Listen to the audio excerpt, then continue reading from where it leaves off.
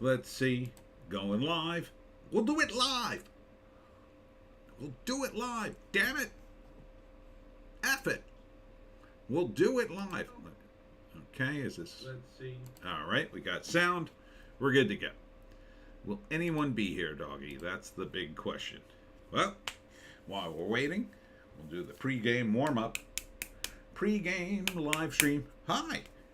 If you're watching this later, I had to do an event tonight. It was at the Blue Rascal Distillery in Hamilton, New Jersey. Really nice place. I sort of knew where it was. It's actually in a place, I think it used to be a restaurant that I went to a few years ago. And, or it must be right near it. Maybe it was the place next door that I went to. I don't remember. And really great bunch of folks. Really nice. I did my talk. That was probably one of the best received crowds I've had. And it was a nice little crowd. We were up against the Eagles game. For those of you probably still watching football, I was up against the Eagles. And this is Eagles country, baby. I don't know who they played. I don't follow that stuff. But they won. And of course, just as I got out of the event at 6, people were getting out of the bar going, yeah, we won. And I was like, damn it. But I still did pretty good. And the nice people at the Blue Rascal, who managed to get us a little promotion, thank you. They have invited me back. So I'll probably be back there sometime in the next couple of months. Somewhere. I got like 7 events this month. That's pretty good for February. I was really worried about February, and I still am scheduling stuff. I'm scheduling stuff all the way out into July. I got a June date that I got to wait on a confirmation, but it's gonna be sweet. So what's my next show? It's another brewery. I forget what it's called. The initials are TNP. What the hell does that stand for? Trainwreck Brewery, I think. Something like that. I don't know. I'll start pimping it tomorrow. That's going to be on Thursday. I should know what it is. All right. I'll just click on my thing real quick since no one's here. The Trainwreck Distillery. Oh, why did I spell it like that? Oh, that's a W. Can't read my own damn handwriting. So it's a Trainwreck Distillery in Mount Holly. Mount Holly, a very old town in South Jersey. Oh, there's JEC. Hi, hi, hi. JEC. Always on tap for the live stream. Good to have you. So yeah, things going well on the book front. Got some new books. Got my revamp order from the Amazon. So I got book number 1 again, and I'm flying high. Feeling good, doggy. Doggy is still a little cold from her haircut. Yeah, poor thing. Freezing in this house. Although not freezing in South Jersey, it was like 50 degrees today. It's crazy. I mean, it is January 29th. It's like 50 degrees here. That's crazy. When I was a kid, we'd be in a deep freeze. Oh my God. Back in the 70s, yeah, there was snow on the ground. Snow hit the ground late October, early November, and stayed there till March. Easy. Not like it went away. Oh no, it stayed around and never melted. Now, like, we almost never get it. Right, Joan? Here, you come sit here. I knew you were going to want to sit on my lap. Be nice and warm, okay? You be a good girl? Yeah. You like your gay bandana I got you? Yeah, the groomer gave you that. JC, we got more snow here. I assume you're saying. Good, I guess. Well, wait, you're in Canada. You're always getting snow. I think New York got its first blast, or may get its first blast soon. We got like a sprinkling here and there. Excuse me. So yeah, we're not really getting snow. Knock on wood. If we go another whole year without snow, it'll be great. Oh, Carter Chain is here. It's past your bedtime. Oh, I'm very sorry. I was at the Blue Rascal, and I had to get home. I probably could have started at 8, but I wasn't really ready. I had to mentally prepare because I did just give a talk, and I was a little hoarse from that. JEC, Toronto isn't that far from New York State, at least. Yeah, I've been to Toronto. It's a nice city. Nice city. I actually dated a girl who lived in Toronto, believe it or not, my Canadian girlfriend. Oh, God, I was so in love with her. Phew. I would have moved heaven and earth for her. I was madly in love with her. And Arden is here. Hail all. Happy Sunday. Happy Sunday to you, Arden. Good to have you here. Wow, I was a little worried the room wouldn't fill up, but there we go. There we go. People are around. People are around. So today's live stream, I wanted to talk about something I touched on in my videos about, and we'll go over the box office and everything, but just something to think about. When do you jettison a celebrity? Like, when do you boycott a celebrity? Like, where do you draw the line, right? When it becomes too much to tolerate their politics, essentially. Or do you just say, no, I ignore their politics, which I try to do to a certain extent.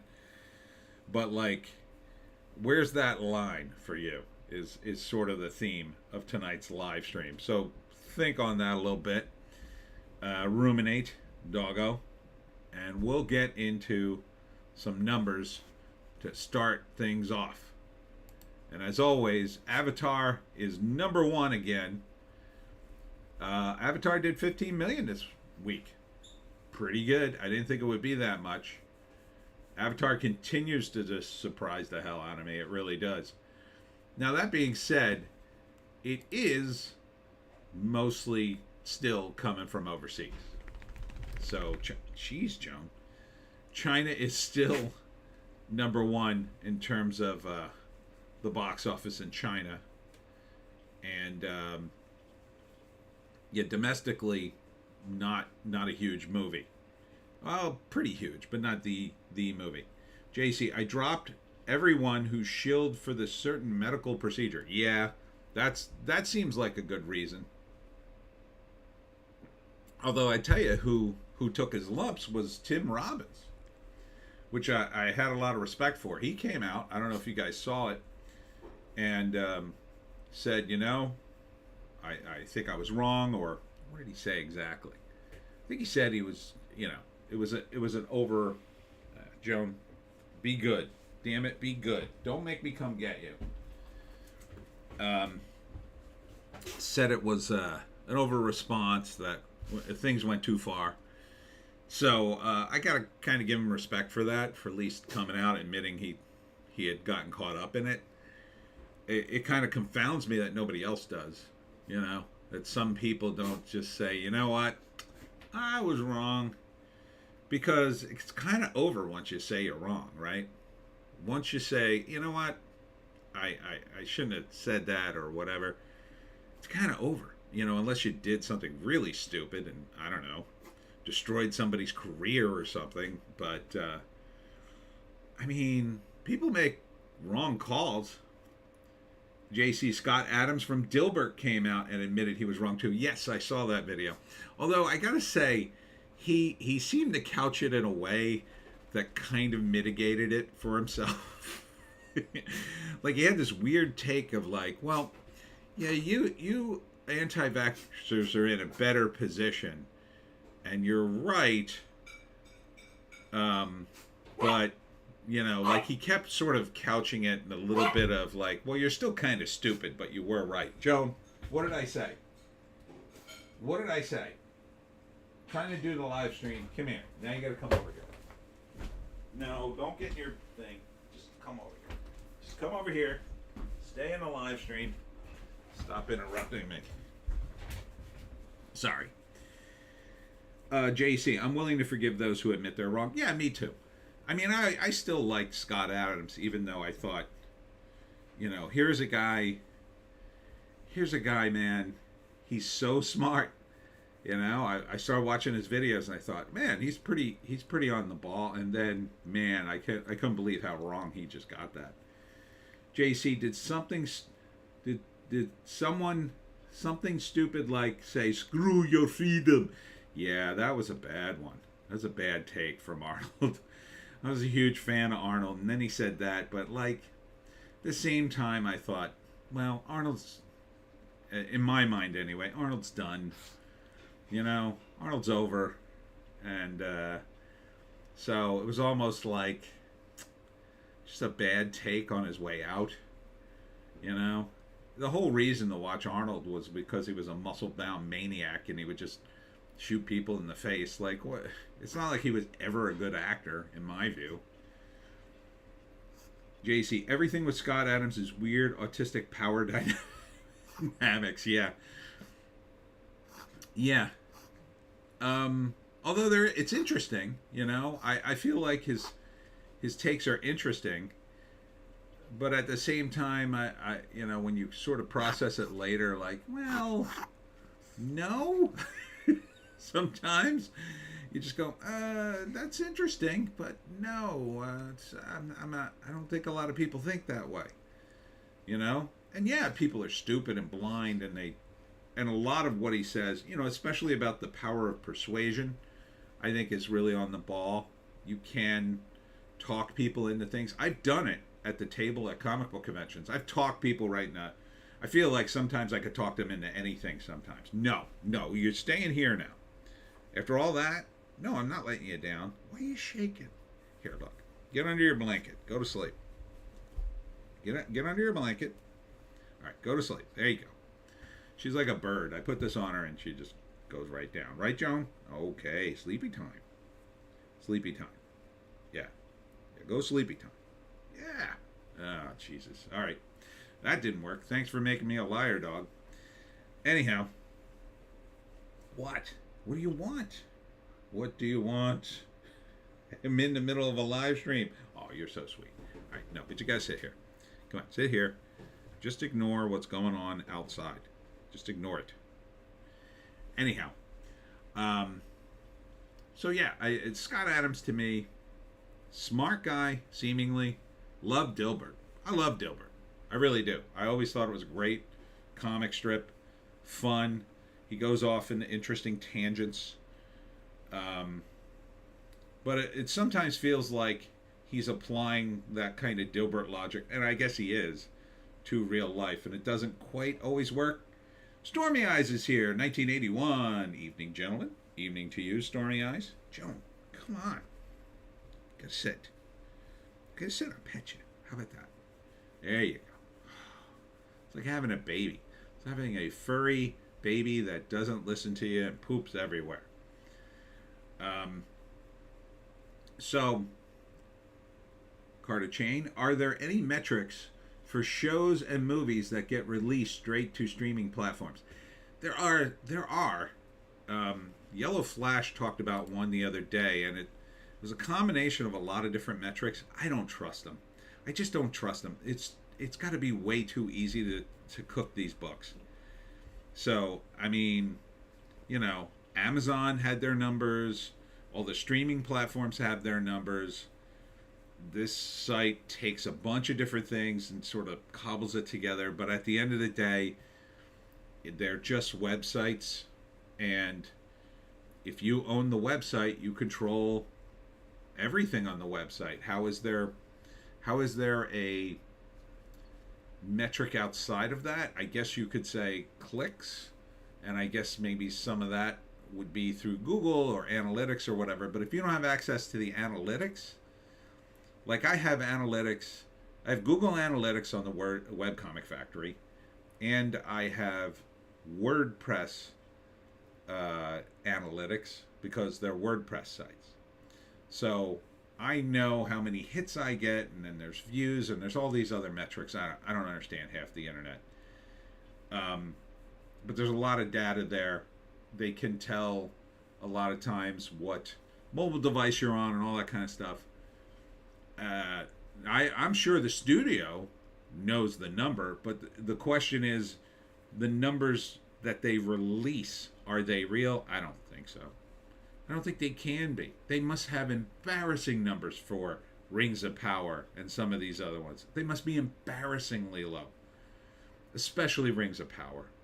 You know, especially early on when it seemed like they were in trouble, especially for Velma. Oh, Velma's numbers have to be embarrassingly low. And the drop off will be sheer. Because that show's barely watchable. It's tough to watch that show. I reviewed that first episode. I couldn't, there'd be no way I'd watch a second one. It's brutally bad. Brutally bad. I almost just, oh man, what the hell, Joan? Can you not just sit? Can you not go to sleep? Okay, the noises have stopped in the background. Okay, I'm gonna pet you. So yeah, they do have them, but I don't find them very reliable. The numbers, at least, you can point to the tickets. There's some separation between the theaters and the studios to a degree. You can at least count the theaters. I mean, the number of theaters has to be accurate. The gross is probably not accurate. I don't believe the gross. How are they calculating that? Are they saying the gross of the money that came into the studio that made the film? Or are they saying the gross from the theaters? Which is, you got to take out the popcorn and the operating cost of the theater before you get to the money that actually goes to the studio. And what is that in real numbers? It could be a lot of different things because ticket prices vary according to state, according to whether or not you're going to the movies in the city or out in the sticks, where I just came from tonight.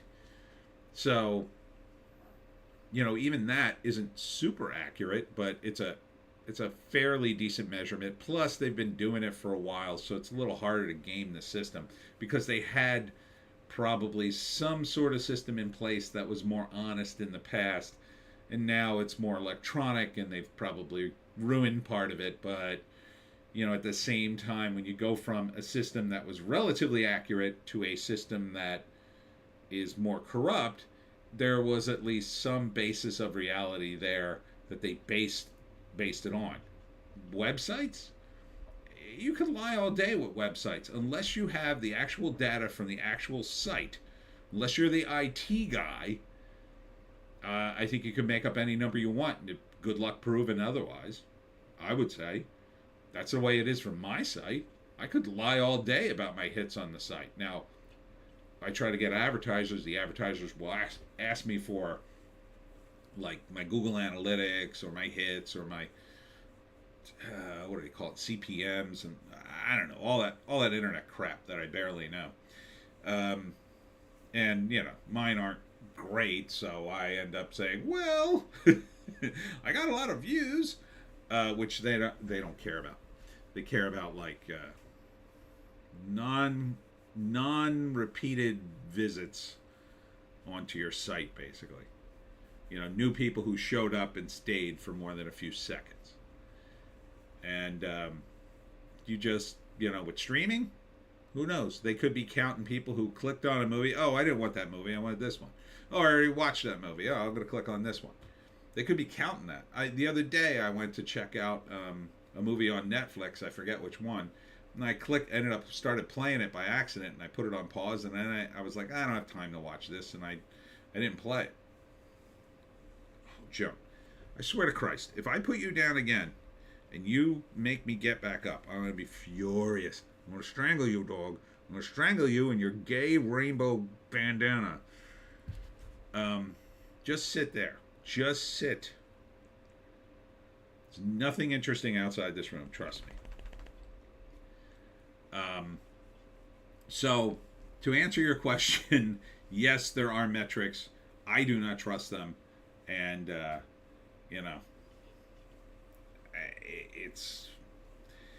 it's a shot in the dark if they're even remotely accurate. It's kind of the same thing with Rotten Tomatoes. I mean, Rotten Tomatoes I don't think is all that accurate. I think the system's totally game. All right, Joan. Had enough. Joan, I swear to Christ. Go in the other room, sleep on the couch. You nut. Moving on to Puss in Boots. This is number 2. Still doing well, still strong. It only dropped 10% from last weekend to 10 million. That's a pretty strong showing from week to week. So you got to figure, like, a lot of these movies, they drop like good 50%. A lot of these, nobody's dropping really. But then again, a lot of these aren't high numbers to begin with, so maybe there's that. But 10 million, it's not bad. It's in its 6th week. A Man Called Otto is in its 5th week. 6.7 million. They added more theaters for this. This is in the most theaters right now.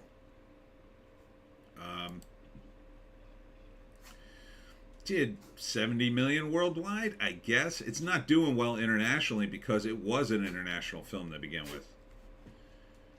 So I think that's why. I think, the other box offices probably saw the original. Because I think the original did pretty well. Megan is still on the list at 6.3 million. Hear good things. I kind of want to see it now. I don't know. I thought it was a little creepy and, I don't know, weird when I first saw the trailer. But people seem to think it's good, so maybe I'm wrong. It is a horror movie, so I guess it's meant to be creepy. 82 million domestic, 63 million international. It's not bad. They've already got the 2nd movie in the works. This looks like an Indian movie. Pathan. I don't know what this is. Oh, yeah, that's very Indian. Yeah, it looks like an Indian action movie. Oh, that's probably good.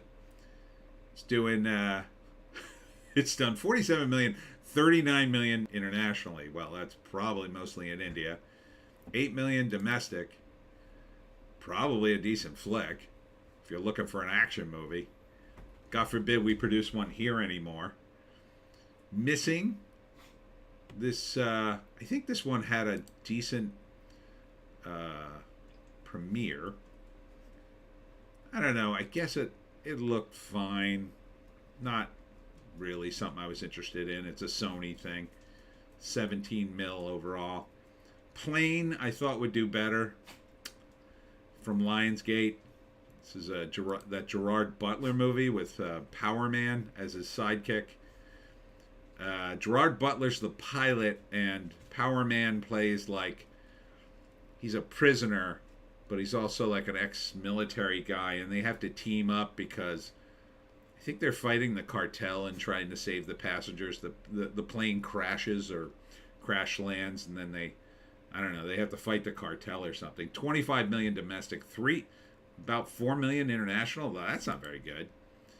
I'm surprised because the action movies do well overseas, traditionally. The Wandering Earth 2. This doesn't sound. This sounds like a. Is this what the hell is this? A Wandering Earth 2. Looks like an Asian flick. Is this a Chinese movie? 320 million international, 3 million domestic. I guess this is part of the communist Chinese trying to take over Hollywood. Well, they're doing decently internationally. I don't think anybody here wants to watch it, but it's probably not in English. Infinity Pool, this movie, I don't have any confidence in it. It just looks weird to be weird. This is Cronenberg's son directed this. 2.7 million. This is a premiere. 1,800 theaters, though, from Neon. I don't know, man. It looks really weird. One of those movies that just looks weird. Like, messed up stuff is going to happen, and they're not going to quite give you the explanation, and you feel stupid for not knowing it, and everybody else pretends like they're smart enough to know it, and you all leave the theater going, oh, yeah, I got it. You got it? Oh, yeah, I got the message. Sure.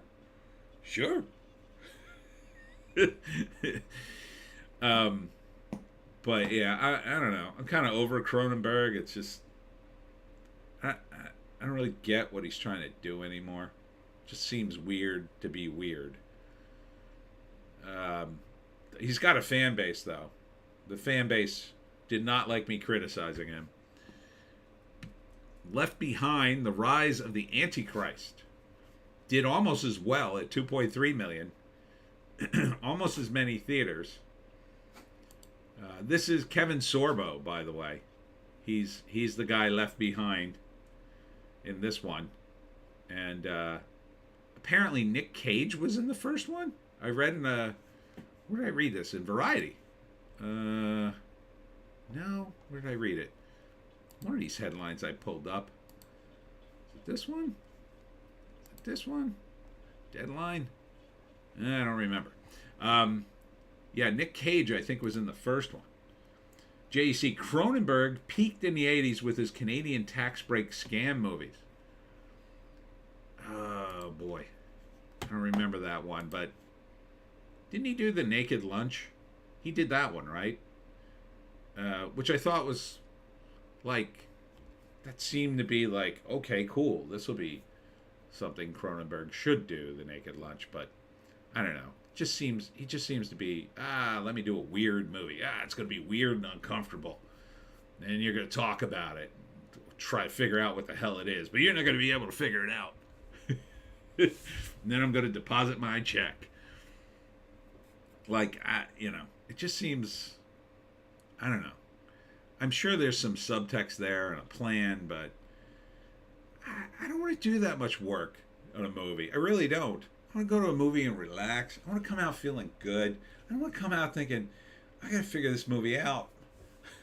I don't want to have to go home and do work and, wow, what's that movie about? I got to do some more research. Like, I don't want to do that. JC, yeah, Naked Lunch, Scanners, that was good. The Fly, Videodrome, yeah, that was all good. Those were still like movies. There were stories there. They were showing clips of Videodrome on something the other day, or on Twitter. That's where I saw it. Somebody had a clip of Videodrome just out of nowhere with James Woods. Yeah, it's a classic. Yeah, I don't know. I don't know what he's doing now. It's weird. But Left Behind, I don't want to see that. I mean, I like Kevin Sorbo and Hercules, but I don't want to see Rise of the Antichrist. I don't think it'll be cool. It'll be religious, and I don't want to see that. The only movie kind of like that I really, really liked, and I still like it, is This Is the End. This Is the End makes me laugh so much. And I say that even though it kills me now that Seth Rogen's in it, because I'm so mad at him. But man, that movie's so funny. Jonah Hill is top notch in that movie, as well as Michael Cera. God, I wish Michael Cera would do a movie that funny throughout the entire movie, as opposed to what he seems to be doing now, which is kind of funny but not really.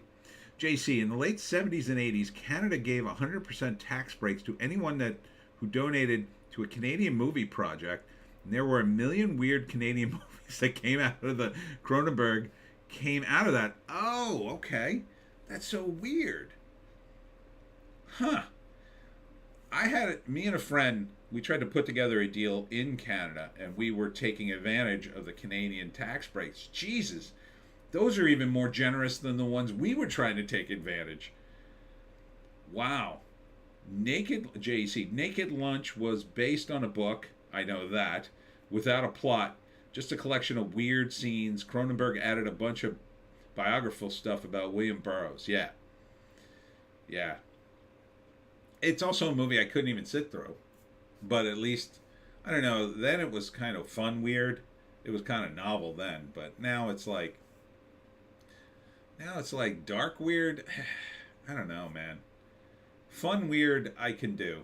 Dark weird, it better have an amazing payoff. It makes sense. Yeah, William Burroughs. That's who I was trying to think of. He wrote the book. He was the guy. I think he was addicted to heroin. And there's a story, because they made a joke about it in Archer, where one of the other characters in Archer is addicted to heroin, Woodhouse. And then, so they make a joke where Woodhouse talks about an incident where he and Burroughs were doing a contest over the left what little heroin they had left, and he offered to shoot a can off of his wife's head. But I think it was Burroughs who shot his wife, maybe. I don't remember, but yeah, he had some weird effed up life as a writer. That's not me, by the way. I mean, I'm weird, but I'm not that weird. I go down the rabbit hole on, I don't know, Jersey Devil stuff, but William Burroughs shot his wife in the head in Mexico trying to shoot a glass of water off her head. Okay, that wasn't that. So yeah, the joke in Archer was it wasn't him, it was Woodhouse who shot her. Because, but like somehow Burroughs got blamed or something.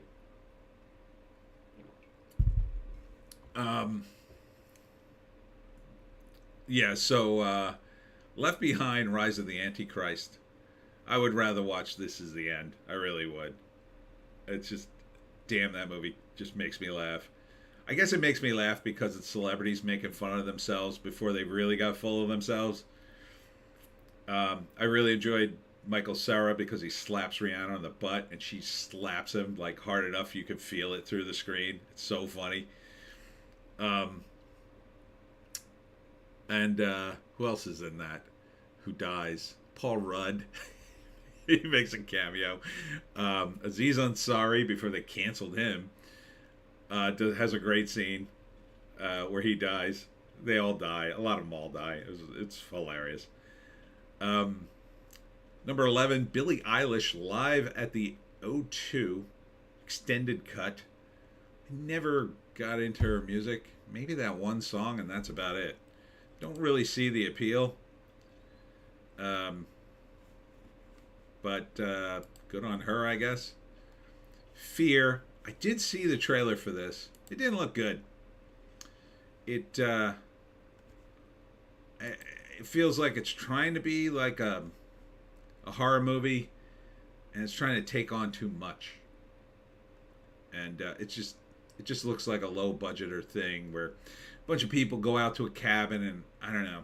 I think some murders happen. Everything, everywhere, all at once. Was this on the list last week? I don't even remember. 1,400 theaters now. I guess because of the Oscar nods, it's getting more distribution. I still do want to see this.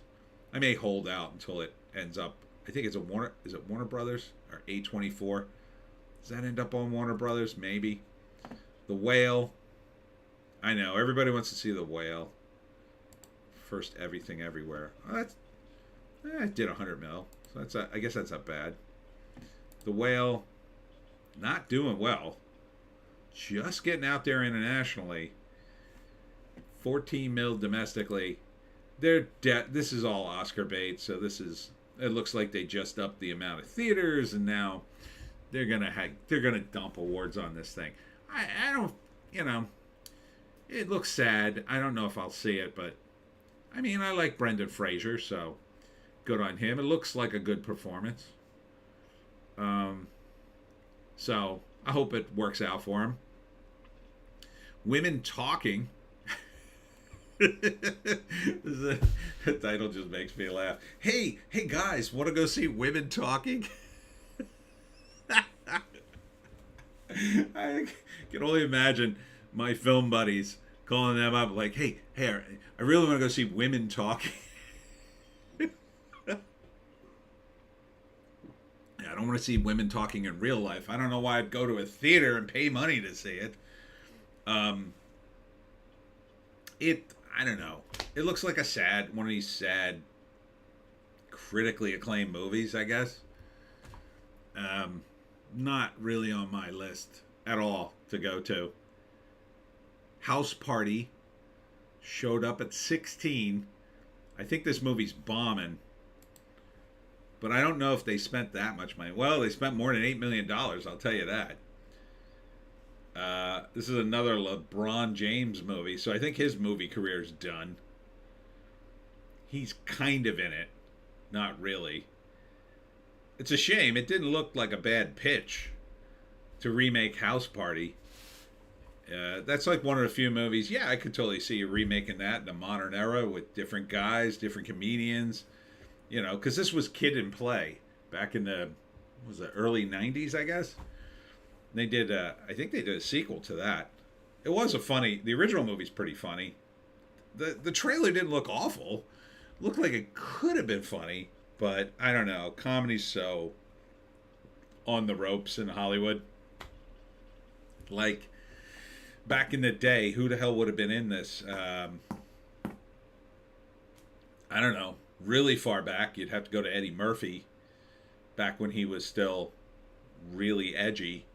I think he's still funny now, although this You People movie, oh boy, that is not getting a good reception. That is getting pretty well savaged. I'm not sure if it's any good. I read that there's some spiciness to it in terms of the humor, but overall, a lot of people said, it's like, why did they do this? The Fablemans, I don't know why they did this. Steven Spielberg, man. I don't know, man. 25 mil? Yeesh. Yeesh. I mean, this is the man, Spielberg. Spielberg does a movie and 25 mil? 25 mil? They must be pulling their hair out over stuff like this. Now, maybe they'll throw a bunch of Oscars at it and break even, but Woke Side Story didn't break even. Oh, that movie. That cost a lot of money, and it did not do well. Black Panther, Wakanda Forever. This is going to do $1 billion now, I think, because it's getting a release in, hasn't happened yet, it looks like. I don't think so. Let's see. Yeah, it hasn't hit China yet. That's going to be huge in China. Even though, yes, I know, I am perfectly aware of the Chinese racism going on. But yeah, I think it'll still do well because it's part of the Marvel Universe, and it'll be one of the first movies they re-released there after everybody in China was locked down and went through horribleness. So it'll be the sort of thing like, oh, my life is horrible. Let me go to the movies. There's a bunch of new movies out. New to them, anyway. JC, 25 million? Hasn't it been in theaters from before Christmas? Let's see. Fablemans? I think it has. Wait. Fablemans, how many weeks? 12 weeks. Yeah. Yeah. That's been, God, that's November, right? November, January. November, December, January. Yep. That's 3 months right there. Yep. Now, the first week or two you could probably discount. It was all art house, but still. This is, yep, 12 weekends. And that's not good. That is not good for Spielberg. Maybe I do. Did I review this thing? I forget. Oh, God.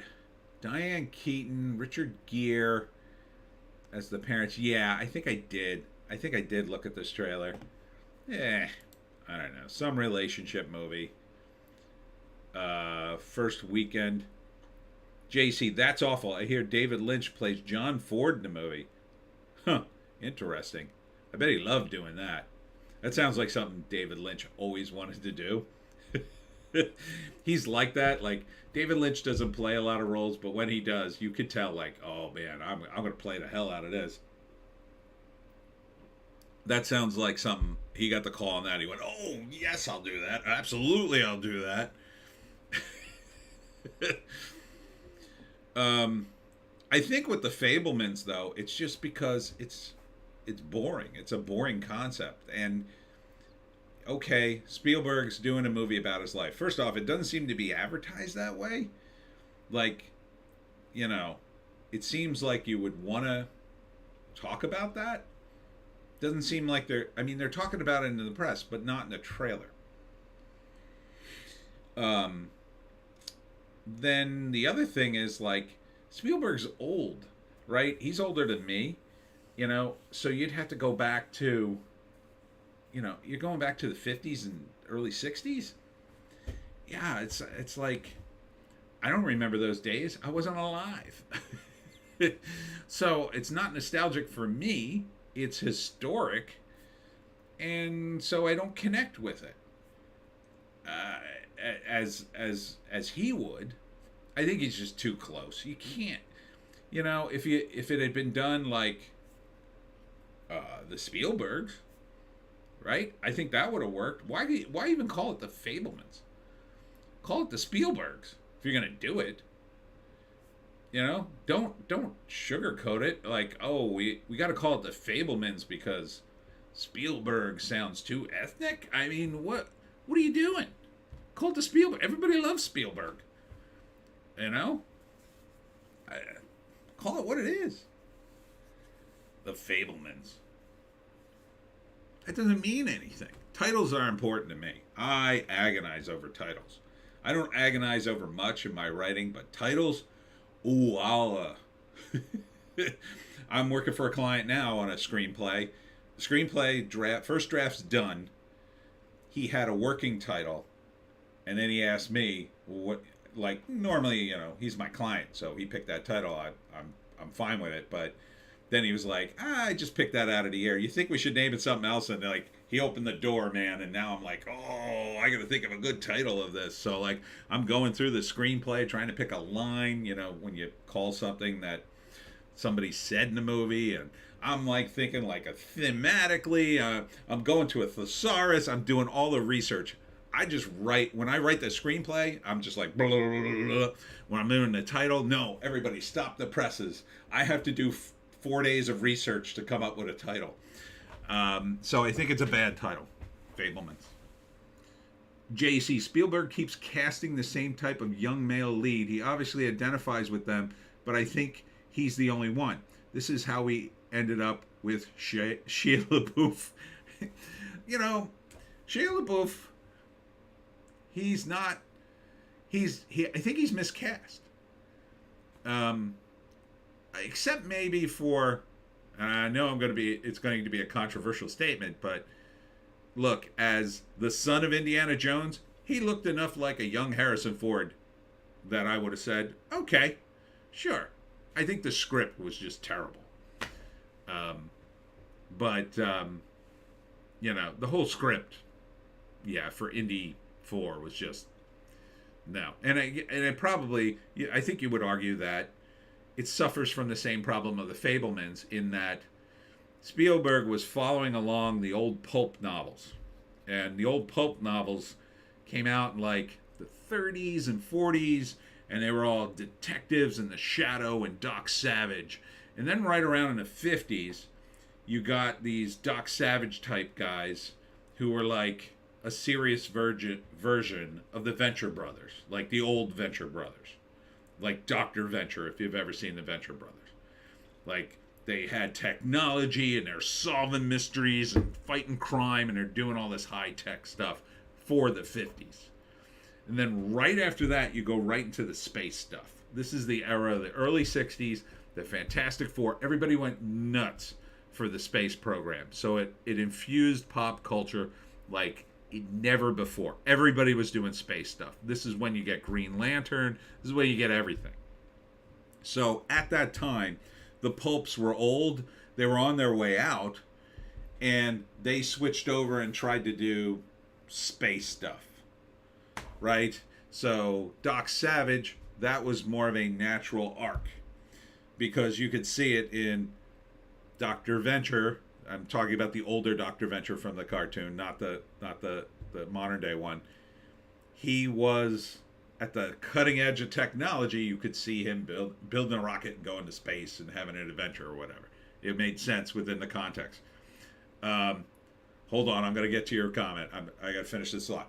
But everybody piled onto that. Spielberg, I think, followed that down a rat hole and said, yeah, we're going to do that with Indy and work in some Martians which I think was a terrible idea, for a lot of reasons. And the way it was rolled out didn't make any sense either.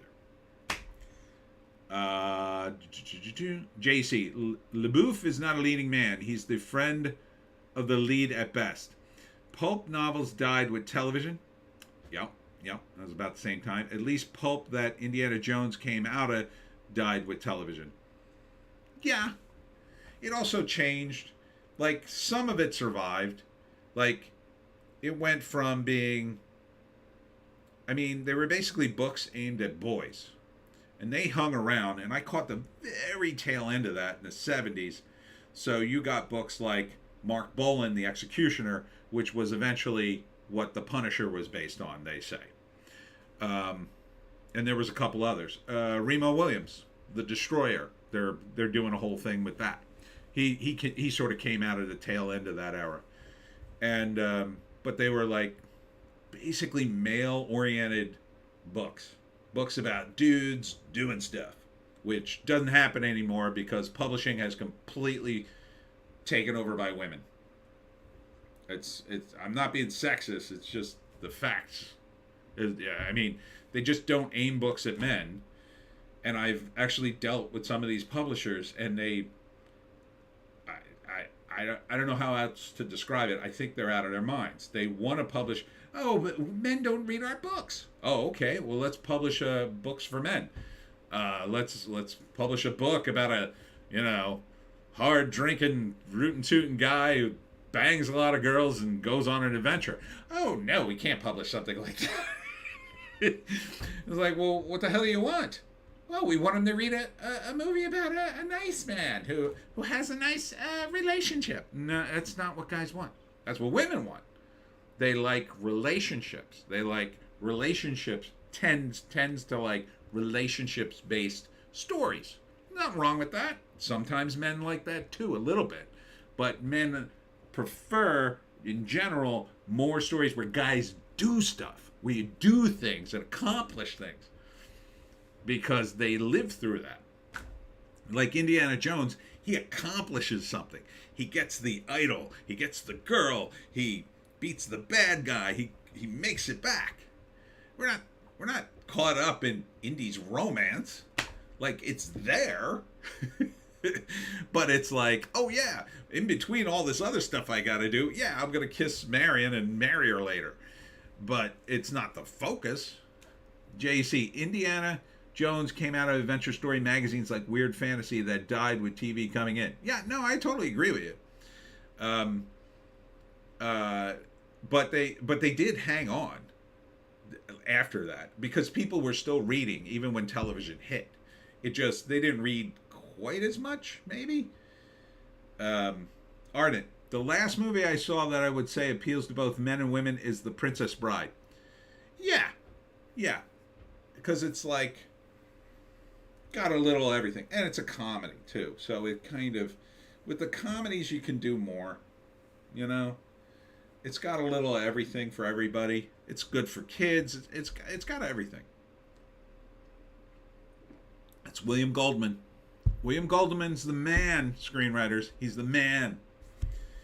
He's dead, but he was the man. Great stuff. Great stuff he wrote.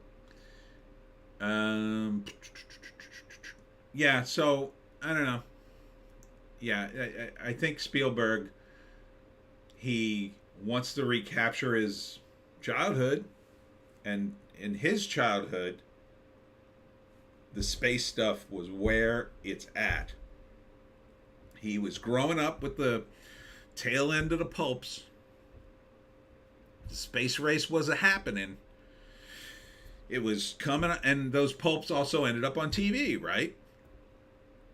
So he was watching that on TV, and that's what all that stuff is. You can see him processing it and putting it out there.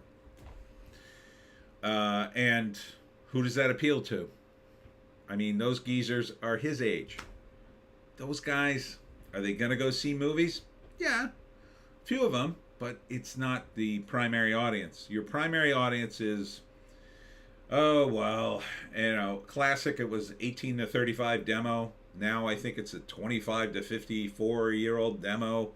But it's that middle, like old enough to make choices and decide to go to the movies, young enough to not be so jaded and uh, cynical like me that you'll still sort of believe in the movie magic a little bit. So, you know, sure, I'll go see a movie about the 80s. Like, I'm going to go see this, what the hell was it called? She Came from the Woods. It's like another one of these movies that takes place at a summer camp, and it's supposed to be the 80s in the movies. I got an email or a comment on my trailer reaction from one of the actresses, and because I talked about her hair, and I might see it. It's got my music in it. It takes place in the 80s. It's the same old stuff that I'm used to. For nostalgic purposes, I might see it because it appeals to me. But that movie, in another 20 years, if they're still making summer camp slasher movies, who are they for? Yeah, I might still be around to see it, but how many people are going to go with me? I mean, even at my age, most of the people I know, they are so picky because you get older and you just get fussier and fussier, and you kind of seen everything, and yeah, I don't want to waste my time. You end up just sort of sizing up things so much quicker because you just seen it over and over again. And if anything sort of hits the wrong notes, you're just like, I'm out. Because you also don't have that fear you have when you're younger of like, I'm going to be missing out. Oh, I might meet someone, or my friends are going, I have to go. No, you get older and none of that stuff matters anymore. You're like, do I really want to go out and park a car and have to pay money, and I won't have my drink, and I won't get to see my dog for 2 hours. Like, everything becomes a hassle the older you get. So I don't think they're going to flock to the theaters to see The Fablemans. They might watch it on the video and VOD later, assuming they can work that. A lot of people that age can't even work their damn internet. But yeah, I don't know what he was thinking, but it's kind of like he's older too, right? And so he doesn't care. He's like, I'm going to make this movie. They're going to give me the money. I'll make it. Why shouldn't he? I'd probably do the same thing. You'd probably do the same thing. Black Panther Wakanda Forever. Didn't we cover that one? Wait a minute. Is that listed twice? No. Yeah, so that one's going to do $1 billion. No, I skipped down. Maybe I do. That was what I was on. All right. The Banshees of Inisherin. Look at this. All the Oscar noms finally they get it in the theaters. It's a decent movie. Although Chato, they call me Chato, the movie exec who has his own channel, which you should watch. It's really funny. He didn't like it, and I was kind of surprised. I thought it's decent. He just thought, oh man, I hate all these characters. I like them, but it's a weird movie though. It is weird. Whitney Houston, this movie friggin' tanked, I think. And I'm shocked. 56 million worldwide. I guess it's not a total tank. Maybe that's break even, but I would have thought maybe this movie came out too late, but I would have thought this movie would have done gangbusters just strictly on Whitney Houston's fan base, but it's not doing well. Tar, again, more Oscar bait. Hasn't even cracked 10 million. Geez, 9.5 million worldwide. Are you kidding me? I kind of still want to see it. I think it looks decent, and a bunch of other stuff. Do you even care? Yeah, usual stuff. Menu's still on here. That's about it. Strange World is still on here. How the hell is this still in theaters? It's in 60 theaters. I think we could turn the lights out on this, Disney. What was the final total on this? 68 million worldwide. Ouch. That movie lost them money. That was a loser, I think. Oof. Good thing it was a cartoon. The cast can pretend like they were never in it. All right. So, getting back to my original thought on this. Geez, it's 9:50 already. Oh, right. We started at 9. For a second there, I was like, oh my God, I've been on for 3 hours almost. So, we were talking about artists and how we could separate the art from the artist, and when their sort of politics just you can't take it anymore. So I mentioned Seth Rogen, and This Is the End, right? Man, he's so funny in that movie, and it kind of kills me now because it's like his new stuff, it's just horrible, right? Santa Inc., brutally bad, in my view, from what I've seen of it. I haven't seen the whole thing. And maybe that's unfair, but I there's no way I want to watch that. Amazingly enough, that's in the, I think it's in the top 10 worst IMDb movies of all time. Wasn't it in the top 10 or 11? And it should be. I'm surprised that's not the bottom, quite frankly, because that was brutally bad. But like now, I feel like anything he's involved in, I don't want to touch. I don't want to touch it. Because I feel like he was so nasty, so angry right around that time. And kind of right before, he said the stupidest things. One of his dumbest quotes was when his car got broken into. I don't know if you remember this.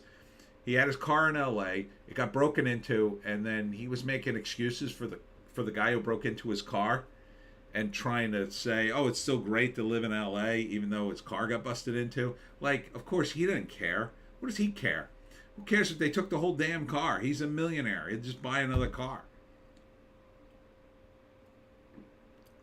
But his attitude really just turned me off 110%. The way he's acted at award ceremonies, what a tool, in my view. It's sad. It's sad to see. I was such a fan. I loved a lot of his stuff before. Pineapple Express, even Observe and Report. I thought he was really great in that. Now I hear Seth Rogen, I'm like, I'm out. I'm out. I don't want to support him. I think it kind of started with Sausage Party, which I just thought was a bad idea. And then and never got better than that. I think, or maybe everything after Green Hornet. JC, he said he was happy the thief left a knife in his car, got a cool knife on. Yeah, he did say that. Yeah, what's up with that? You're happy the man left a knife? That means he had a knife when he broke in. Imagine if you were in the car at that time, you moron. Or near the car. Oh, I'm going to go get into my car or get my laptop or whatever the hell he left in there. That could have gone really south really quick. And you got to think to yourself, why? Why is he talking this way? I'd be pissed off. I wouldn't be on Twitter talking about it. I'd just be like, damn it. Who the hell broke into my car? If I had his money, I'd be like, guards, seize that homeless person. Throw him in chains. Bring forth my laptop, which he has stolen from me.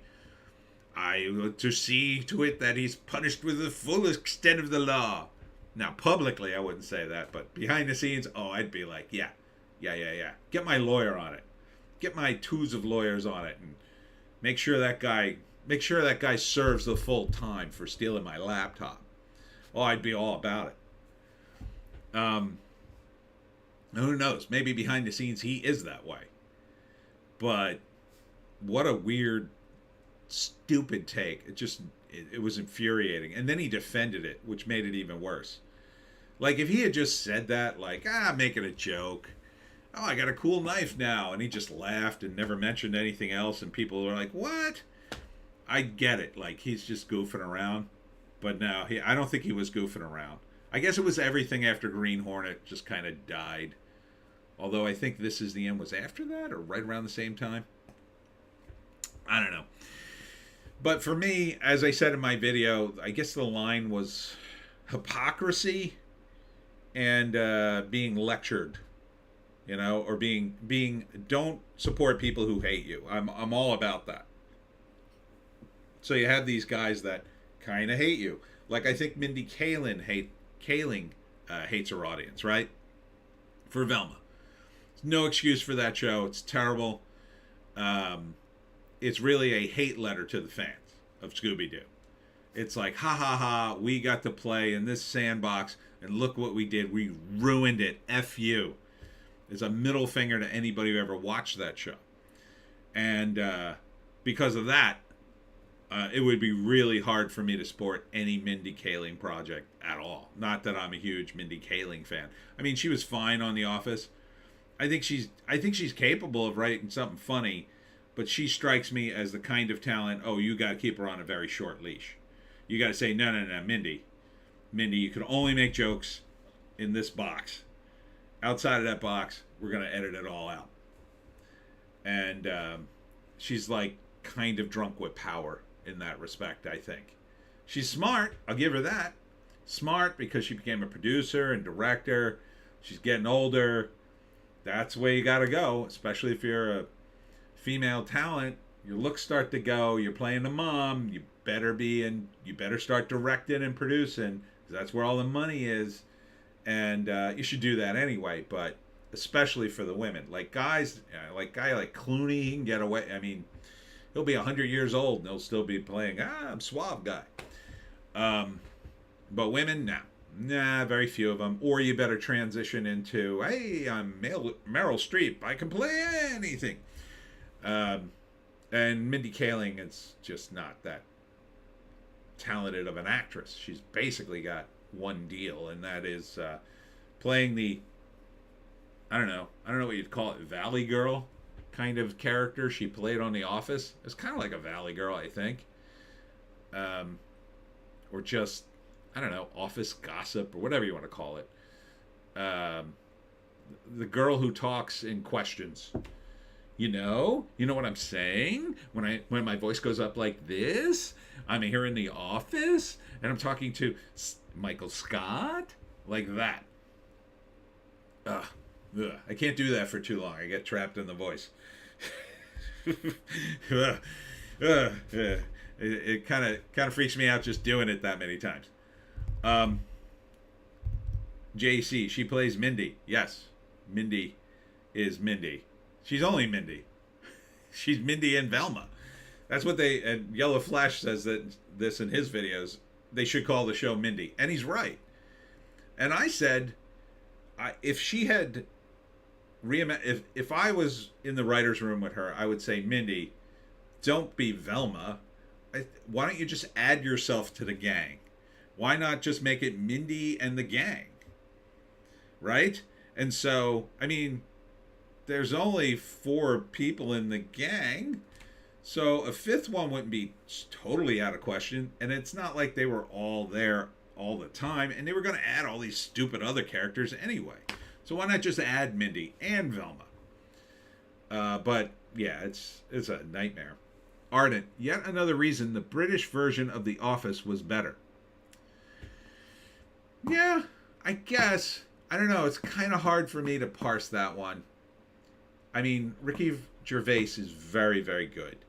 He's brilliant, and he's so no holds bar on his comedy. He still is. God bless him for that.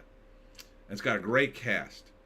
On the other hand, though, Steve Carell really, really did something great with it too. So it's, man, like, Ricky Gervais's is meaner, but like Michael Scott has more heart and is more cringe at times.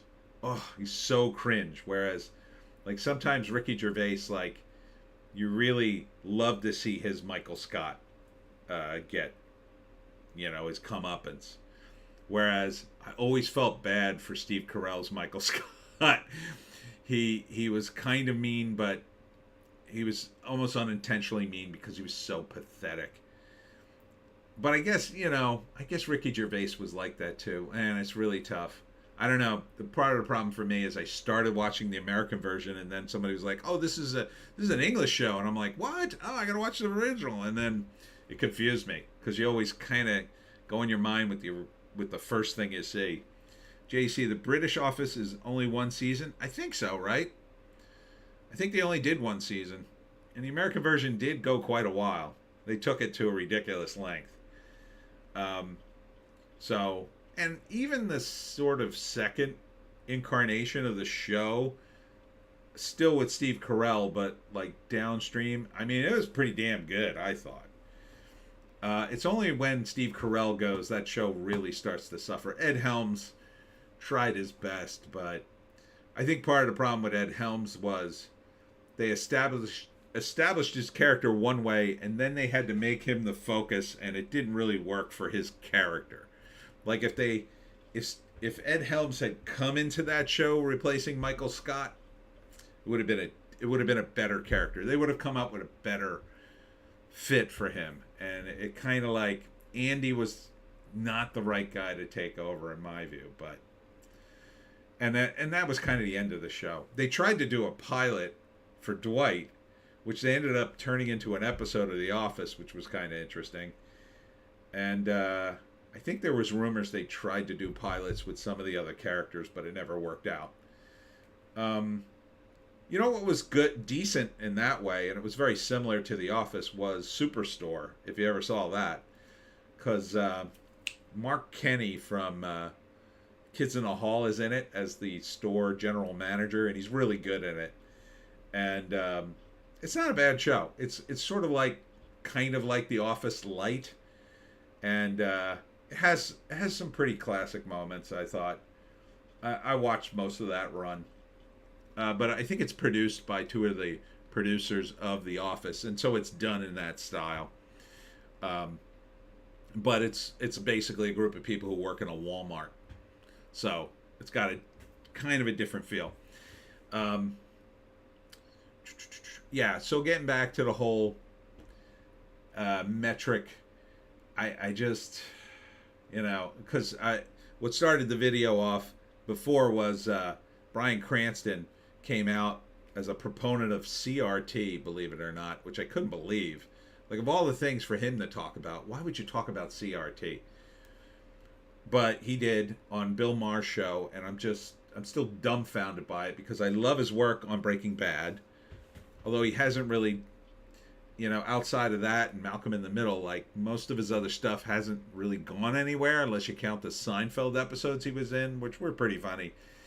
And it's like, why would you go down this path now? Why would you start talking about CRT? I just don't get it. Like, of all things, of all hills to die on, why die on that? But some people just get caught up in this stuff and they think they're so certain. They're so certain they're on the right side of history and they're gonna start talking about this. And I've been meaning to talk about it because I need to be on the right side of history. Man, they couldn't be more wrong. It's just amazing to watch. It's really, really amazing to see people get caught up in that, I don't know what else to call it, but Marxist psyop. And it really is. It's a Marxist psyop to get caught up in CRT, like, oh, I gotta do the virtuous thing. I gotta promote that. Because they obviously know nothing about it if they're promoting it. Or they're a total Marxist. Which I don't think he is. I think he read about it, maybe he read a book and thought, oh yeah, that makes sense. Being completely removed from the day-to-day sort of repercussions of that. A similar thing happened with, and this was annoying too, Wolverine. Hugh Jackman did this short video on a book he had just read, and it was Bill Gates writing a book about climate change, and he was raving about it. And I just went, oh no, come on, Wolverine. Like, what are you doing? Like, Bill Gates authoring a book on climate change? Like, am I going to read a book from Gordon Ramsay about politics in New Jersey? No, he didn't know what he's talking about. I don't think Bill Gates knows a damn thing about climate change. Maybe he talked to some guys, so what? He's not an expert. If he wrote a book about business or computers, I'd be like, oh, Bill Gates, he knows what he's talking about. Climate change? You're going to read the book by Bill Gates about climate change. No. No, Wolverine. No. Ardent. Talking about giving up on celebrities after a certain point, Ben Affleck's appearance on Real Time with Bill Maher. Nicole Kidman's bug commercial. Oh, God. Yeah, at least Ben Affleck, I could tell he was a bit conflicted in that. Like, I don't know if he really believed all that or that he was still, it felt like the wheels were still turning a little bit on him. Nicole Kidman, holy cow. It was like, oh, the World Economic Forum needs me to do a commercial about how great it is to eat bugs? Okay, what's the pay? Like, she didn't have any compunction whatsoever. Like, oh, okay, yeah, we got to get people to eat bugs. Oh, here are the bugs. Well, let me just start chowing down right now. How's this? What the hell are you doing? I never liked Nicole Kidman, by the way. I know. I mean, I guess she's been okay in a few things, but I saw her in Eyes Wide Shut. Right? She's married to Tom Cruise. She's playing Tom Cruise's wife in the movie. I didn't believe either one of them were married to each other. Like, that's how bad that movie is.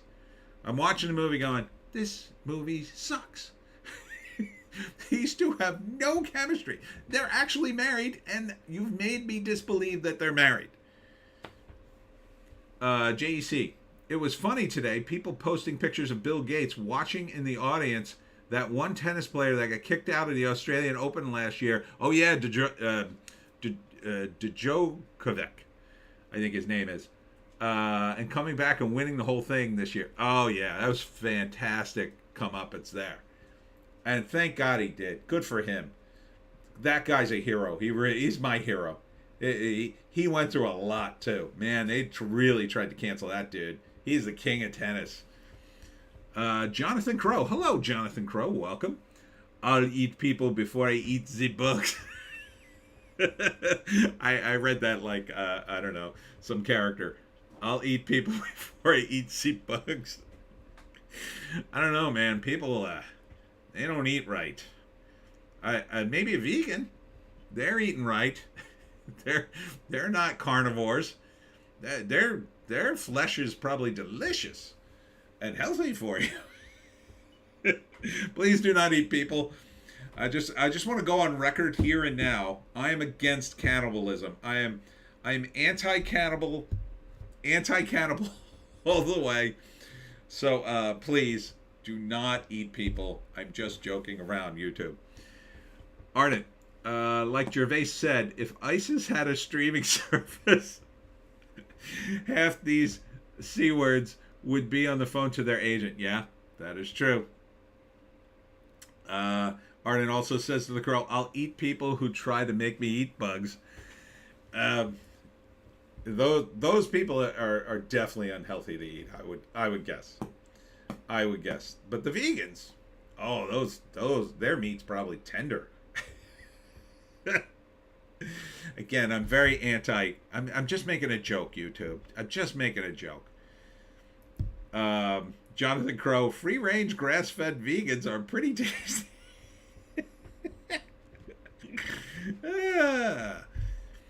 JC, that guy's a total Chad. Although, to be fair, he had advantage of not slowly dying of heart inflammation.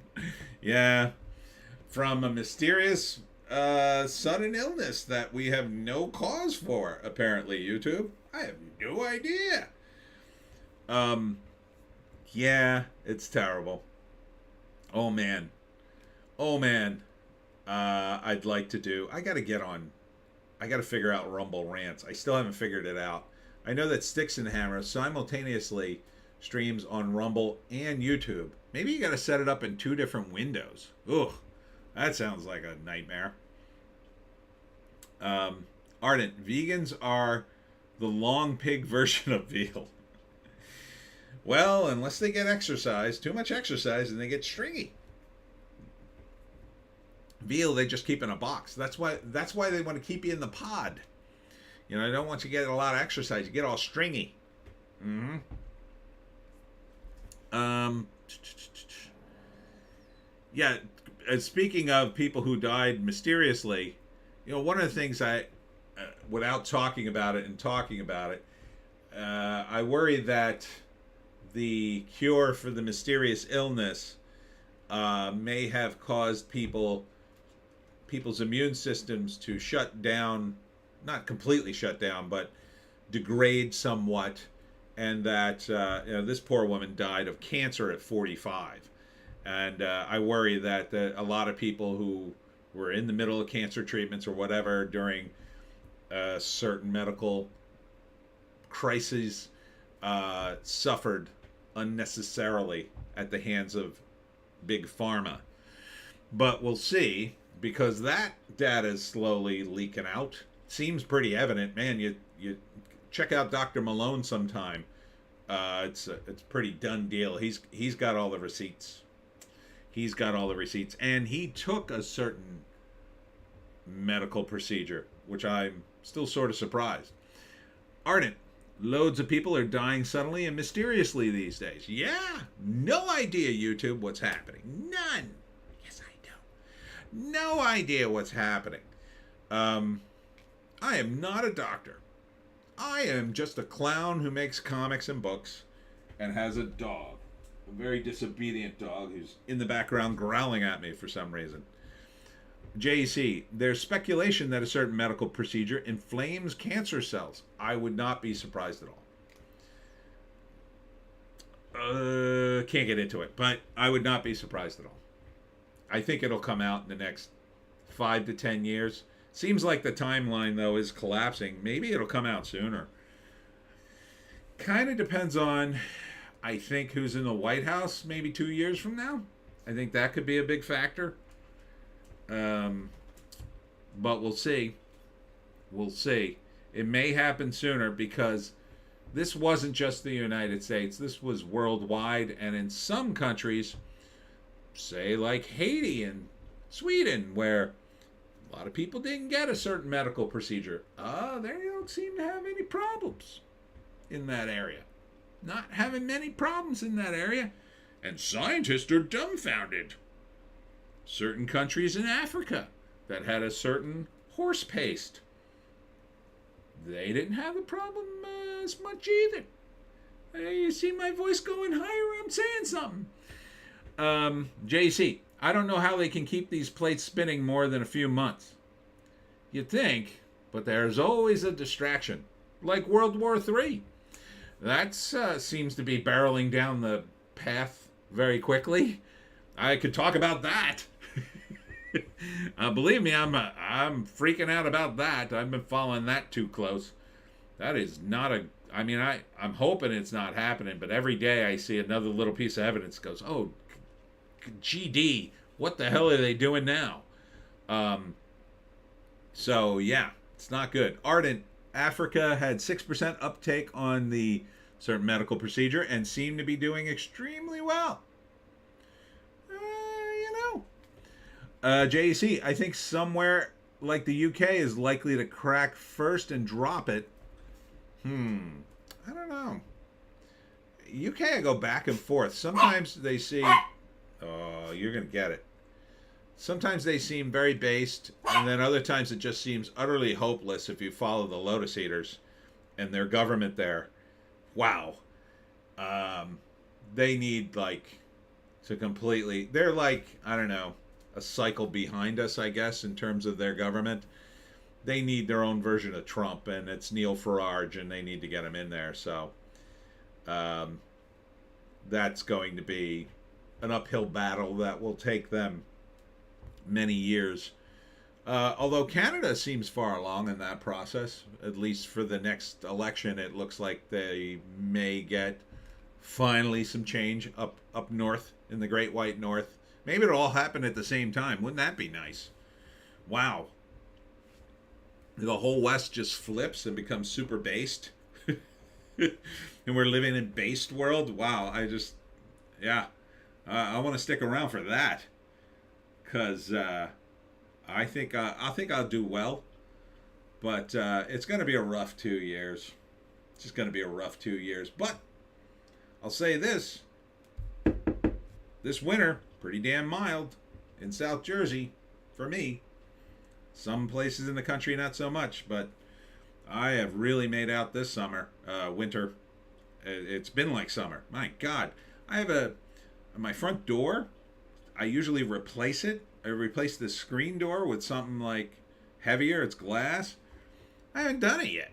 I just realized that today for like the third time. I'm like, yeah, I haven't replaced it. And then I think, but it's been 50 degrees. So, not that I keep the door open for the breeze, but like there's no reason for me to put up the glass barrier because I put it up when it's super cold. Like I put it up when it like there's snow on the ground, and there hasn't been any snow. Hasn't even gotten cold enough to snow really. We've gotten a dusting, and that's it. Ardent, the only way there's going to be change in Canada is if there's an extremely massive disaster in Parliament. I think you're heading that way. Sounds like it. The economy usually does it for a lot of these guys. That's what's going to happen here, I think. It was with too short a time. We went from like, hey, we got cheap gas, we got it all, baby, we're making money hand over foot, and then a year later we're like, what has happened? I'm running out of savings. Shut up, Joan. Come here, you. I'm gonna catch you. We're gonna come here. No, you bad dog. Disrupt everything. Now you gotta sit here whole time. No, you sit here the whole time now. Sorry, everyone. But yeah, sorry to get all political. But you'll get me going. But yeah, the World War III thing's not good. It's not good. Just dumping money into Ukraine, not a good idea. It's not helping the Ukrainians, I'll tell you that. It's emptying the country of anybody who's got a will and a way to get the hell out of there, and I couldn't blame you for that, but it is not good. And look, I don't blame the Ukrainians for hating the Russians. I'm sure they hate them. I've read the history of the Ukraine, so I don't blame them for wanting to fight the Russians and kill as many as possible. If I was a Ukrainian, oh yeah, sure, I'd be all about it. But I'm not. And I don't want to fund these guys. In the long run, I think it was a dumb idea. Even if the Russians had... first off, the entire situation was avoidable. Even if the Russians attacked, I think you'd be better off just... Here, take a piece of the Ukraine and be done. That's what it's going to end up. JC, disaster in Parliament is coming. Like I said, they can't keep these plates spinning. Everyone is going down. They're clinging on by their fingernails. Yeah, here it just seems like everybody who's clinging to power is so old. They've been forced into retirement. So like Nancy Pelosi's finally leaving because she's been humiliated enough, I guess. And they're just done with her. They're going to try to like throw in some new people, but those people just don't have the juice. So I think our guys are just all going to soft retire, and the remaining people will try to cling to power, but they don't even have the skills. These up and coming Democrats, they have no skill whatsoever. They're idiots. And I say that as a guy who was a former Democrat. At least like Michael Dukakis, who I think I voted for.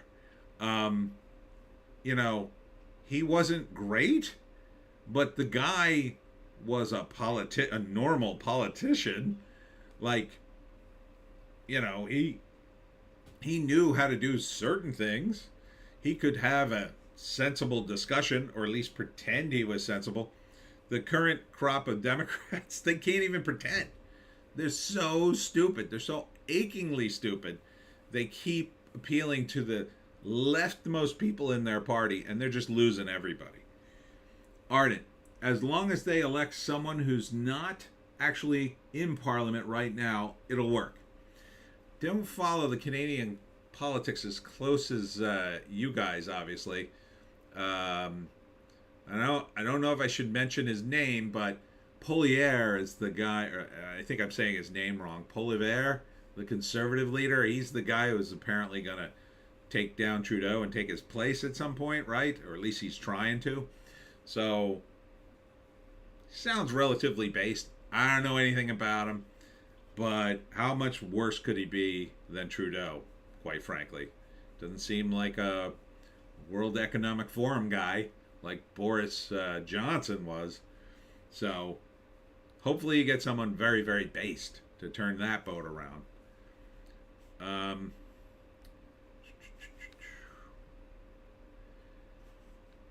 Let's see what else we got in the Hollywood Reporter. Nothing really going on. This is a dead time for movies, as you can imagine. It's January, February. This is where they dump movies that have no audience, and they say, well, maybe this could do good in February. And that's where they dumped, I think they dumped the original Daredevil movie in February, and that's why it did pretty well. There was nothing up against it. So they dump a lot of horror movies in February and stuff like that they don't have any confidence in, I think, and they just drop it in February and say, well, if it ends up at the top of the movies, then we can say, oh, this is the highest grossing movie in the United States, even though it only made like $5 million, right? But problem is now you got Avatar still making all this money. So you're going to have to do better than Avatar in its 7th week.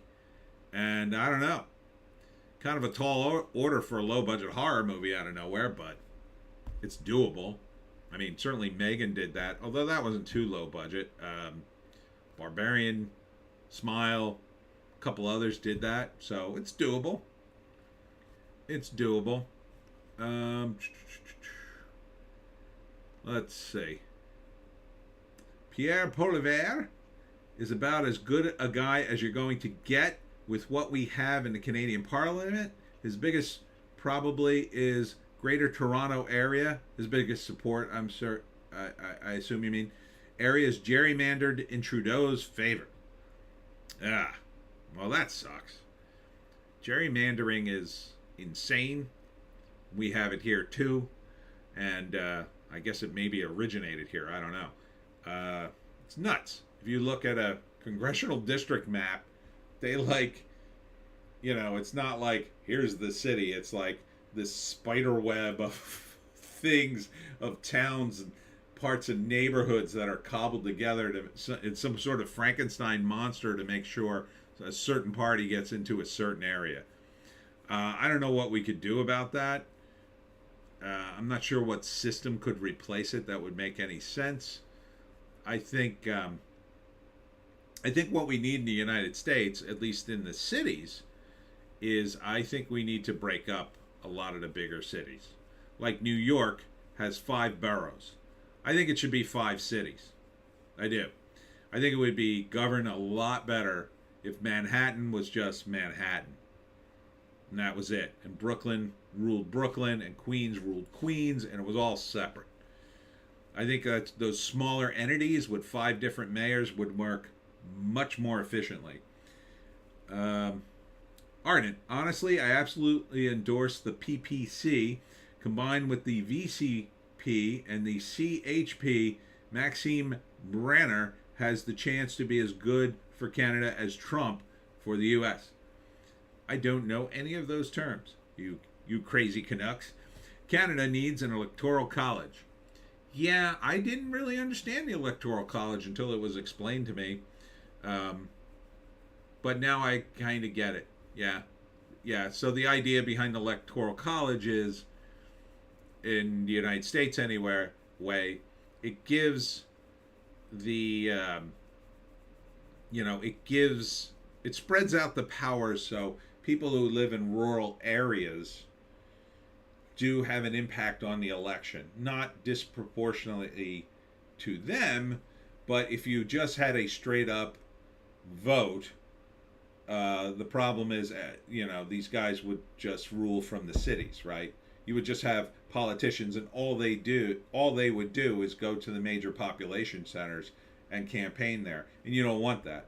That's why in the United States you have a tradition of politicians going out into the farmlands and saying, "How you doing?" and shaking hands with farmers and trying to yuck it up and be like a country boy or whatever, and like, "Oh, I go hunting too," because they have to do that because of the Electoral College. If you remove the Electoral College, like, I don't, you guys probably aren't old enough to remember, but Bill Clinton was considered too slick to be electable, because this is like the early 90s. He had a flip cell phone and was in a nice suit, and there was a picture of him like standing outside of a limo with his flip phone and his suit, and they looked at that picture and said, "No, we have to make him more of a country boy."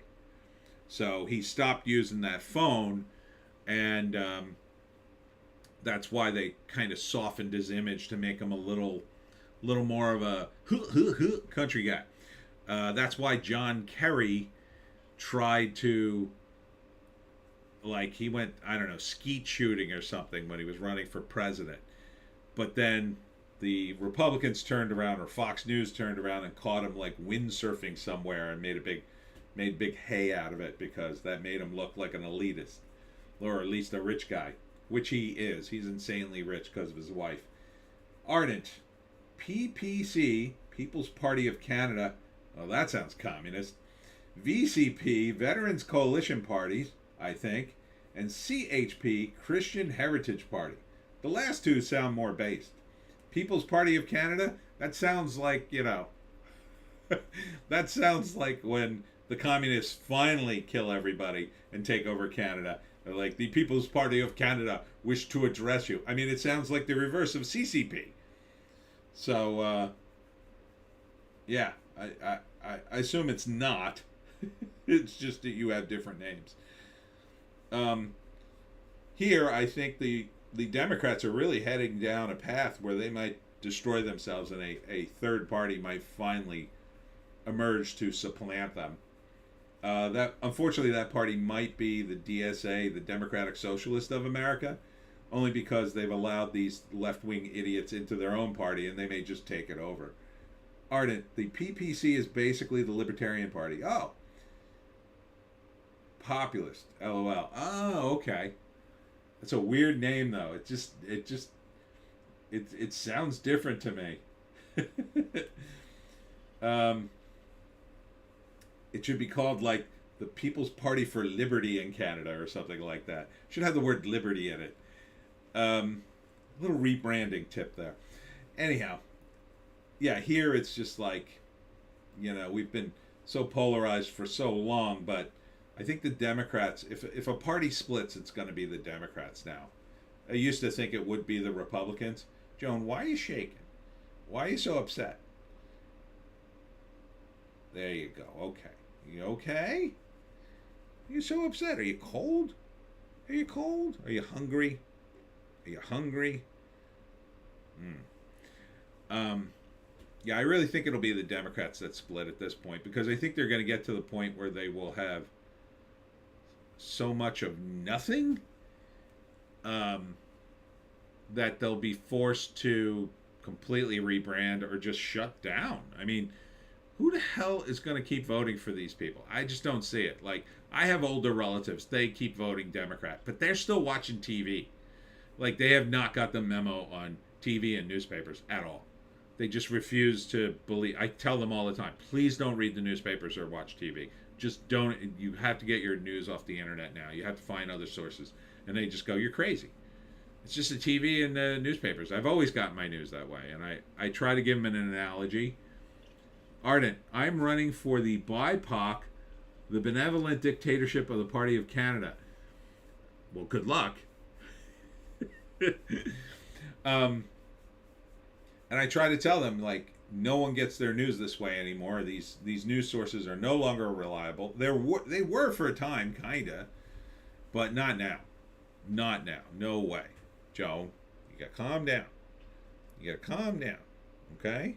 I'll hold you. That make you happy? Ah, this dog. So demanding. So demanding to have a little dog. No. You guys sit in here. Come on, we're gonna wrap up soon. Okay, I'm gonna have to wrap soon. Joan is really antsy now. I don't know why she's so cold or nervous or whatever. Let's see. Do I have any other things here? Not a lot of stuff going on. Stephen King's got a new thing called The Boogeyman. It's coming out. I guess I'll probably do a trailer thing on that. Looks like they have a trailer.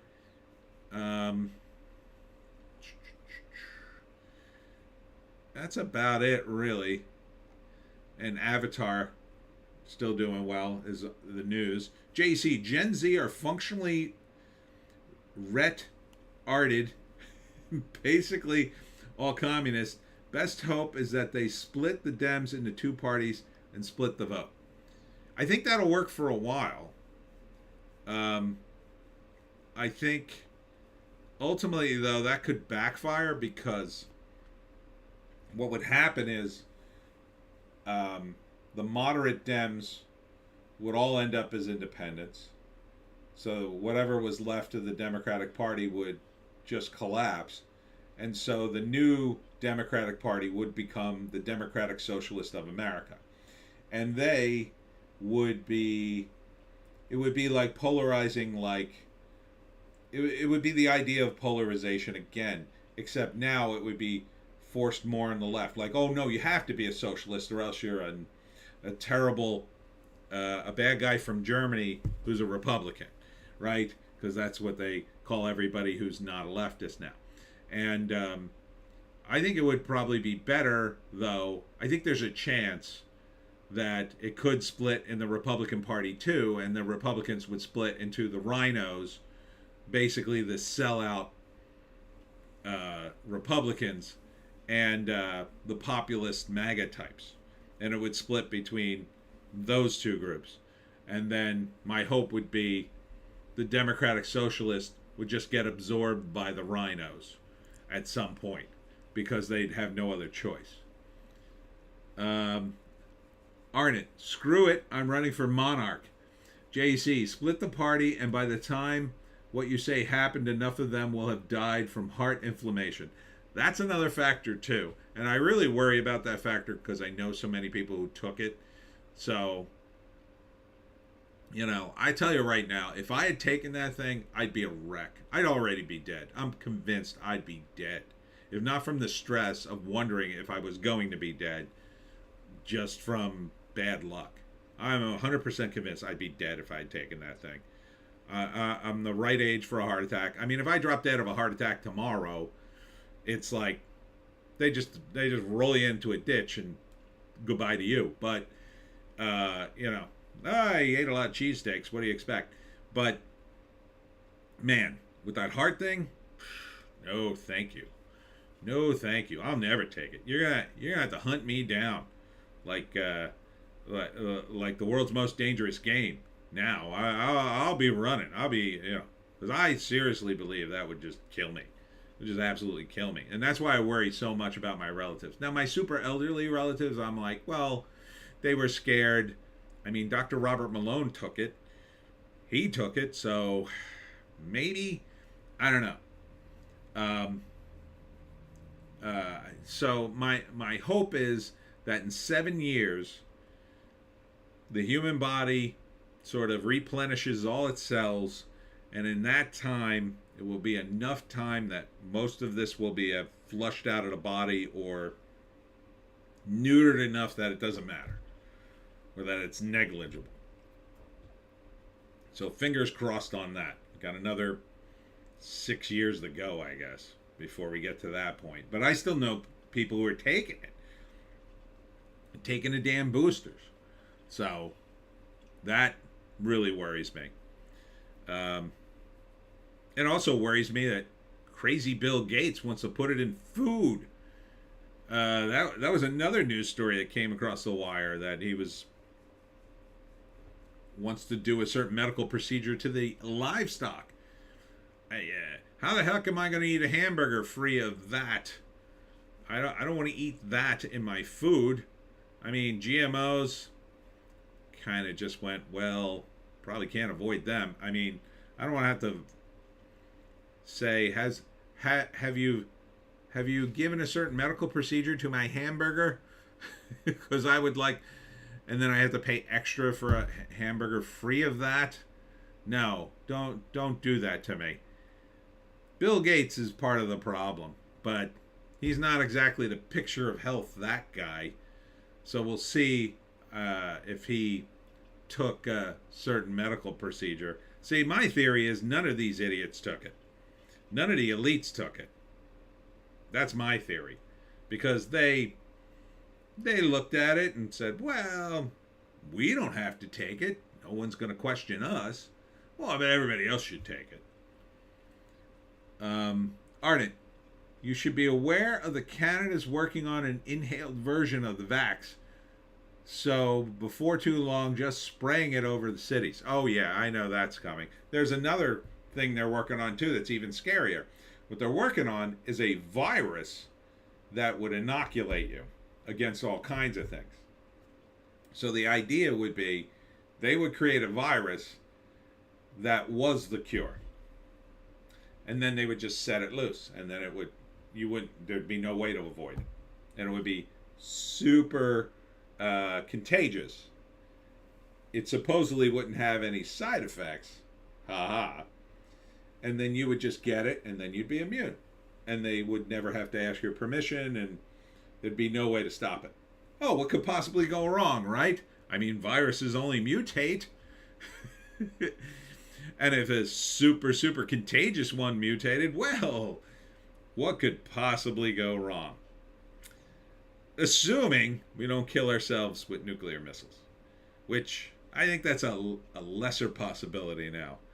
Unless the Russians break up and actually collapse as a country, then maybe it's possible that one of the rogue provinces in Russia sets off a nuke in the middle of the Ukraine and accidentally starts the whole thing. In which case, save your bottle caps, and I'll see you on the radioactive wasteland. Or probably not. I'm in New Jersey, so I don't know. I'm in South Jersey. I got a shot at surviving, I guess, depending on where I am when everything goes off. Poor little Joan. In the radioactive wasteland, maybe you'll mutate into a big giant dog, Joan, and I could ride you like a horse. Wouldn't that be cool? We could ride across the wasteland, and your cute little face could scare the hell out of people. Oh my God, that cute dog's so large. Ah!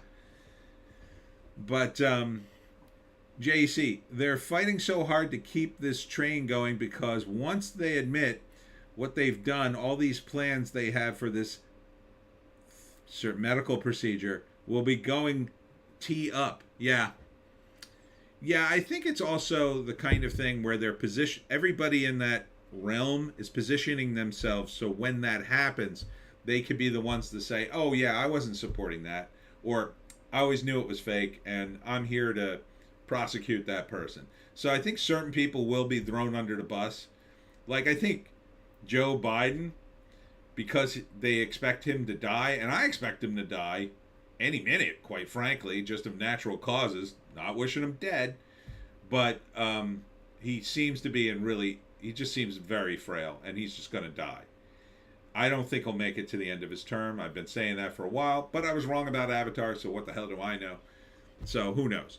But when he goes, oh my God, they'll be blaming him for everything under the yellow sun, right? They'll just be like, oh yeah, the economy was wrecked by the Democrats. No, Joe Biden. No, Joe Biden wrecked it. No, not us. We were behind the scenes telling Mr. Biden, no, sir, don't do this. So I was the first one to tell Joe Biden, don't destroy the Keystone Pipeline. Yeah, you watch the heavy cope when he goes. And then Hunter could kiss his A goodbye. Oh, Hunter, I think, is so done. If his father dies within the next year, he's so done. I don't think there'll be anybody alive to protect him. And the Republicans, he'll be a perfect sort of, if they can't get Biden, who's in the ground, they'll go after the son. They'll go after the son to expose Biden's malfeasance. And he will just be effed in the A. That's my theory. Now, maybe he doesn't die. Maybe he makes it all the way through his term and runs for a second term. which would be amazing. If Joe Biden runs again, that would be amazing. I don't think he will. I don't think they'll let him. If they got to push him down the stairs, they'll do it. But I don't think he will. I think he's far too old. I think all they have to do is cut off his meds, and I think they will. They'll cut off his meds. He'll be cuckoo bananas, and then they'll be able to put him out to pasture. They'll bring in the doctors. They'll 25th them. The Republicans will be on board with that. Why wouldn't you be? And then they'll just tell the Democrats, yeah, vote for this. Vote for this, and they'll all go, ark.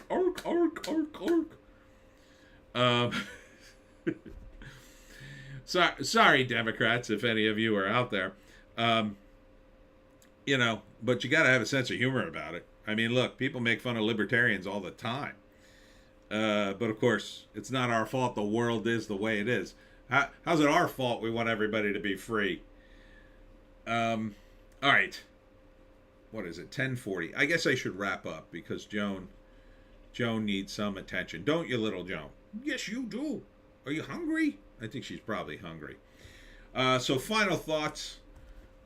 One last thing to complain about. SNL, of course. Where the hell was it? Oh, yeah, here it is. Yeah, this was the SNL cold open urges DOJ to probe Tyree Nichols' killing by Memphis cops. Right? This is a comedy show.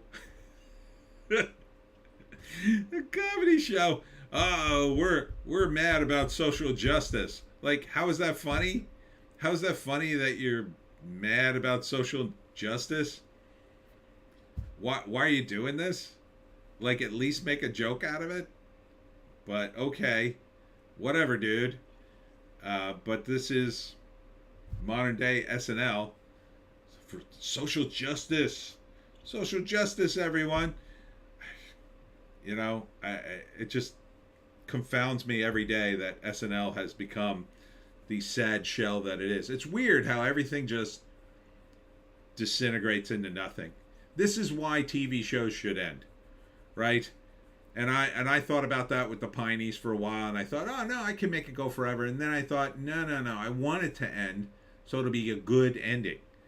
I want it to end so, man, it ends on a high note. Everybody goes, wow, what a great ending. I wish there was more. Always leave them wanting more.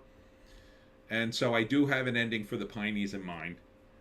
I'm not there yet, but I'm getting there. I mean, I don't know how many books. I do want to do a lot of books, though. I want to have enough books that, I have a lot to sell or whatever. Ardent, okay, brother, have a good night. Great stream. See you next week. See you next week. What's next week look like, by the way? Oh, next weekend's wide open. I've got all kinds of events, but none of them are on the weekends, most of them. So, yeah, Sunday looks good for next week. So we'll be back at 7. Sorry to keep everybody up late, but thanks for tuning in, Little Joan.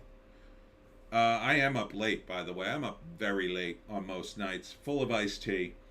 And, yeah, so I could do a stream at like 3 in the morning, no problem. I'd probably be relatively coherent. Although, right around 3:30, I start to fade, and I go, oh, can't see the screen. I think I should go to bed. So, I got all my videos done today. I had a great day. Had a great day. Having some good times. Having some good times with Joan. Now that she's got her haircut. Great thing about the haircut and Joan being cold all the time is when I let her out to pee, she doesn't spend 20 minutes sniffing every blade of grass. Now she's like freezing her A off. So she goes out there, does her business, and there's a running back to the door like, okay, let's go back in. It's freezing out here. Just a little tip for the dog owners out there. All right. I'm going to end it here. Thanks for coming into the stream. And we'll see you in the next one and tomorrow. Okay. That is shut down and...